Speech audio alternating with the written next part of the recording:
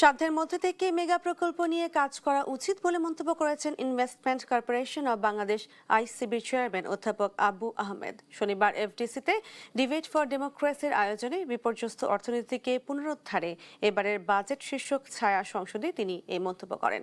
বলেন, মুদ্রাস্ফীতি স্থিতিশীল রাখা না গেলে দেশি ও বিদেশি উদ্যোক্তারা বিনিয়োগে আগ্রহ হারাবে। প্রধানমন্ত্রীর মালয়েশিয়া ও চীন সফর দেশের অর্থনীতির জন্য বড় গেম চেঞ্জার হবে বলেও মন্তব্য করেন আইসিবি চেয়ারম্যান।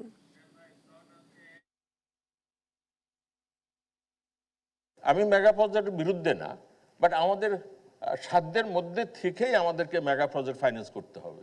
আমাদের প্রাইম মিনিস্টারের visit to the Malaysia and China, আমি তো মনে করি it is game changer. It is game changer for our economy.